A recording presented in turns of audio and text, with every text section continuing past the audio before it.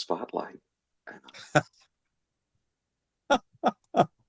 I could just see that.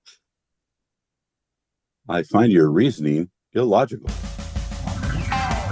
There have been reports around the office that you have been talking baby talk. Why would people say that? Well, I have it on good authority that you said the following. You read that back to me? Andy have a boo-boo tummy. Mm-hmm.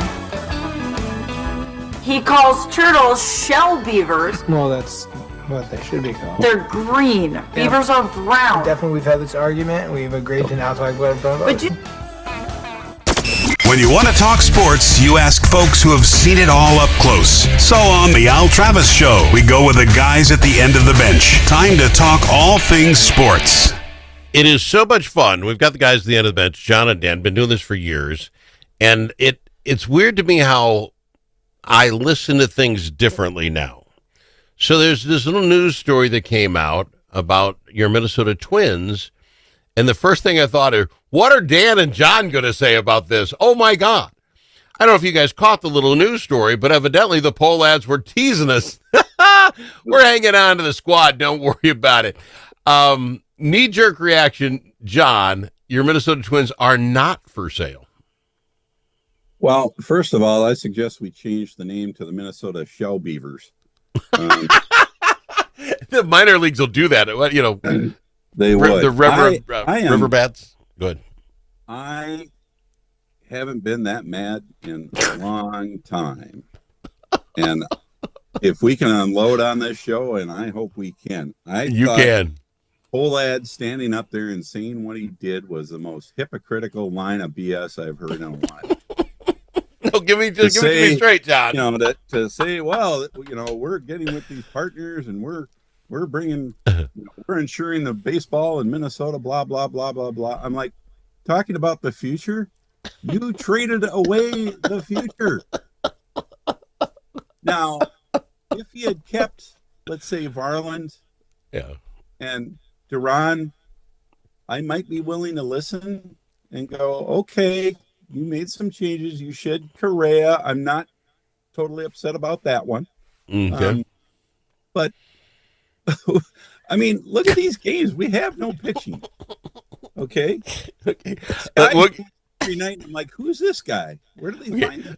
One thing at a time. We're talking about the Pullers. Now Dan, who looks like he just puked in a bucket over there. Dan, your thoughts on Pohlad's hanging? That's been my state for the last X number of hours since I've been puking into a bucket. This is as John said, the most insincere. Their statement is the first time I've ever heard them use the word steward. Yes, You are a steward. You are not. It's running the business. Okay. It's like being the steward over a business that is a community asset. It's very different than being this. This is being what standard business owner. People have to know. We have this thing with you two guys because you guys are as big a Twins fan as there are. In the state of Minnesota, you'll find no one else who lives and breathes this more than you two. And look at you two today. I knew it. It's like, oh, this is going to blow a top. I'm sorry for you all, but let me just be honest with you. Saw it coming. I didn't see it coming. This is the stupidest thing ever. But exactly like John said, Dan, how do you sit there and, okay, you didn't sell it in 10 months. I get it. You wanted $1.5 billion. Maybe you think it's worth more. But how did 2 weeks before you gut the team and then decide I'm going to keep the gutless asset? This is like thinking of new, creative, inventive ways to just make everybody furious. It's just like, what is the worst possible thing we could do after 2 years of just telling them that we absolutely cannot afford to run this team? There is some hope at the light at the end of the tunnel. That's like, oh, maybe someone else. Give us another billionaire. I don't care who, just any other billionaire. Okay, now because you brought that up, they are saying they're going to get 2 minority groups. That isn't necessarily a minority by your faith or religion, but 2 smaller interest groups that'll come in. One, I believe, from the West Coast and one in Minnesota. Good for you. Influx of some cash. I hope they understand baseball and you're willing to listen to them. They will still be minority owners. All they're going to do is pay down the debt, which is Yep. high. Okay. And they They're get not in on investing they in get in the players. hustle. Here's mine. How do we not, as Minnesota's yell and scream said, if you're opening the window, Pohlads, to sell a little off, I want you to sell a third minority group to Minnesotans. You want in your season tickets plus $1,000 gets you, almost a Green Bay Packer-esque situation. Like the Packers. Yeah. As long as they're opening that door, you want to get goodwill back in Minnesota. Let me be a partner. You know what I'm saying? Is that a way that could get? Oh, you're actually looking at me like, Dan, I'm not a crazy man. Is that that at least calm some nerves and say, well, now we're going to be here? I don't know that it would go to the effect that I don't think it would change things quite to the effect that you're saying here, but Okay. it might do a little. I don't. But you'd have so many people just making fun of it. Of why would I invest in this if they're not investing in this? And Because it comes like they're this, Dan. selling it all for parts. They're selling it for parts. Okay, but it kind of like they bought it for $44 million and it's worth at least $1.5 billion now. Al, John, and Dan, we get together. We're going to buy a share. We each throw in $1,000. Not going to see that again. But in 10 years, 15 years, now you guys are worth $10,000. It's just an investment. Go ahead. What? I can buy an old car. Let's say it's cherry red. And Yes. It's got rust, on it. Yep. And I can take a can of cherry red paint and I can paint over that rust. But the car is still rusty. It doesn't really change. Yeah. It doesn't change that car. Now, here's what I want people to do. Can you still bring in a clear plastic bag into Target Field? So, yeah. I think so. Yeah. Yeah. So I suggest that all the fans bring in some type of rotten food in that clear plastic bag, or maybe even a couple of. Oh, horse we are apples. not good. Okay. Oh yeah, yeah. Horse we need apples. to rebel. We need to throw, and everyone should have Pohlad's name on it. Shut up. Oh, you guys are really. We're not advocating for that on the show, by the way. That's too WNBA like. We're not even talked about that on this Come program. on. I'm not, okay. No. All right. Here's the other thing you can look at. Yeah. Go ahead, Dan. No, because the very worst part that I heard about this whole thing was these new investors share the same values as we do. Screwing the Minnesotans. These are bad business people. They just don't know. They can't read the room. Let me try to paint this with some rainbow colors for you all. What if this, because the Pohlads must have somebody on their team that tells them, hey, you guys are screwing this up. Here's what they're going to do. They're going to spend from now until the end of the season, whatever got 2 months, and the offseason, going out and spending money on players. So guys like John and Dan say, wait a minute, they picked up X, they picked up Y, they picked up this pitcher, they're going to pay. I want to see this. I think they have now an opportunity in the next 4 months to turn the tide if they're willing to write the check. And maybe that's why they got to bring these extra people. What? For the first time in the show, it sounds like you're drinking the Kool-Aid. That rainbow you're painting is black. I'm trying to make it sound better. Good God, why would you do this? You don't have a $1.5 billion business because you're idiots. What else they got, Dan? Tell me they couldn't do that. They could. We had kicked up the same expression here. Come on. Really? Okay. Because every other I'm team trying. in baseball is worth $1.5 billion or more. So that's Yankees it's just what's given to them. We should get T-shirts printed up with Pohlad's face on it, with a Hamilton, a Franklin sticking out, and say, "Got money?" Like the got milk. Got milk. Because Just real quick, that's what he needs. what do you think the Yankees are worth? I say this: they just sold the Boston Celtics for $7 billion. That's basketball, but that's got to be because of it's that franchise. So the Yankees would be the kind of the equivalent in baseball. If they can't get 1.5 for the Twins, what are the Yankees worth? That's easily 8 to 10 billion. Yeah, I was going to say billion. 10. Okay, that's a lot of money. Just because of that underscores the difference in the businesses. Not just the Yankees are the media market they have, but the TV, all the built-in revenues that they couldn't mess up if they tried. Now don't tell the Pohlads anything about that. Don't tell them about you couldn't mess this up if you tried.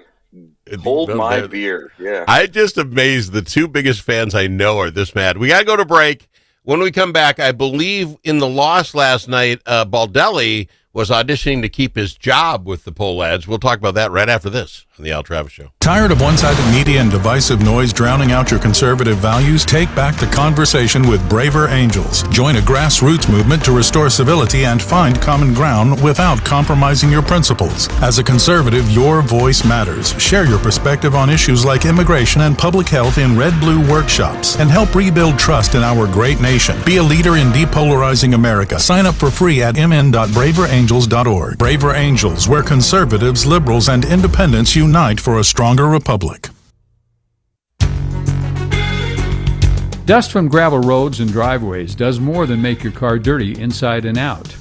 It gets down into your lungs, and it's bad for your health. Now there's an environmentally friendly solution for your dust problems. It's called DustLock. DustLock can control all your summer dust problems with just one application. Protect your vehicle and your lungs. Learn more at dustlock.com.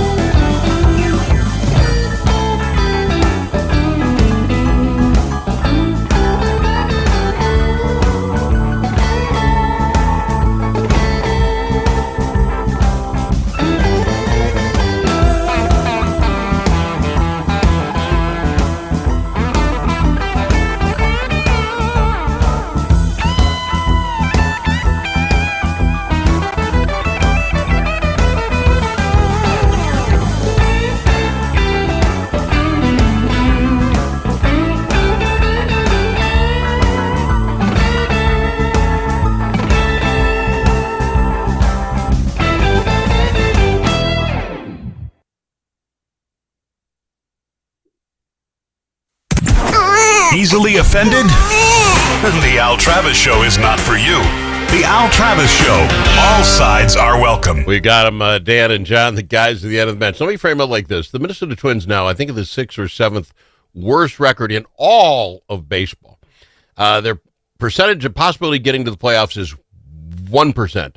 I don't know how many humans have to get hit in the same car wreck to get us there. But anyway, so this is where we're sitting. It is what it is. The Pole Lads decided to keep their job. And in a game that practically worthless for us, we ended up losing last night 4-3 in the 11th inning. Rocco gets kicked out because he has a conniption at the home plate because the ball did or did not hit the ground after being tipped. Non-reviewable play. When I saw it, I'm like, the guy with the worst spot in all of baseball was the umpire because he's got him and a catcher and the glove between him and whether it did or not. There's no way this guy could have cared that much. The ump, I think, wanted to go home knowing this game was meaningless. Rocco should know it's meaningless and go home. Is he applying for a Pole Lad job? Look at, he still cares. Or is he just so frustrated I can't hold it anymore and it's either this or kick my dog? Which is it, Dan? I would say it's the cathartic release. Just could not handle it. Yeah, I have to keep my mouth shut in regards to the owners, but I can take it out somewhere else. Yeah, it's I don't want to go home and kick my dog, so I'll do this instead. Are you with him on that, John? What is your thought on why he blew it up? Because let's be honest, he's not generally a hothead. And again, this non-reviewable play. And again, this is the worst spot in the world for the ump to be. The ump says, I thought he caught it, move on. I would not see this in any other game, him blowing a nut. Oh, Dan's onto something there. I mean, what a headache it must be for Rocco to put together that lineup every night and go, I hope one of these guys doesn't get injured because there is nobody left to put in. And that's just the lineup. I'm not even talking about the pitching, which is like a close your eyes and throw a dart kind of thing.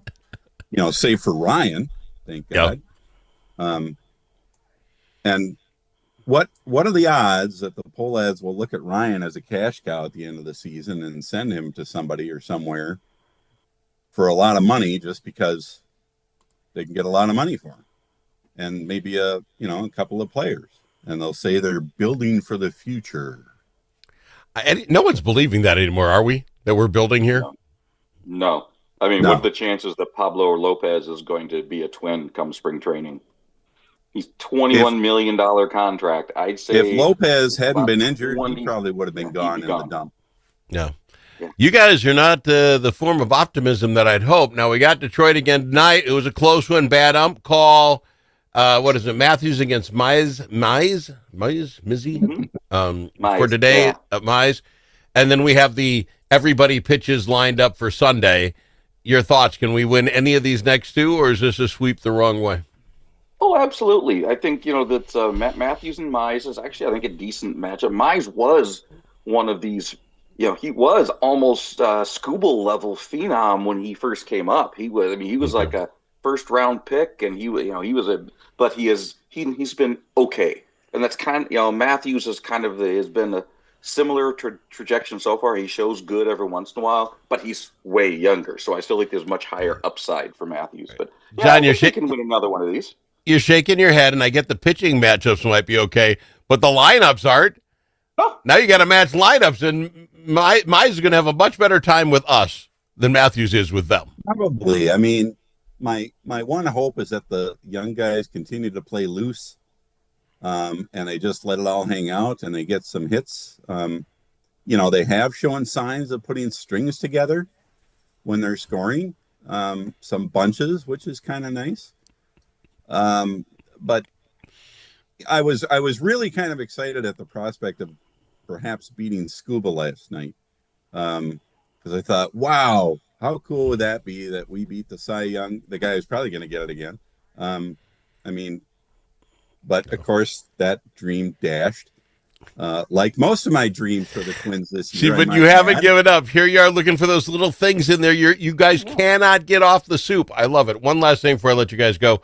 I was actually I'm going somewhere this weekend to make sure I got the football game with the Vikings tape just to see how JJ's doing.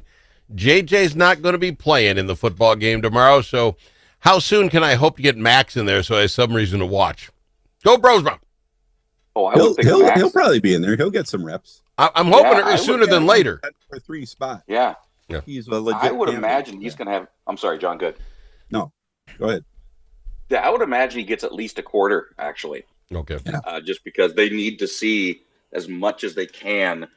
I think O'Connell saw what he needed to from McCarthy this week in practice. McConnell really, for his starters, he looks at practice far more than the preseason games.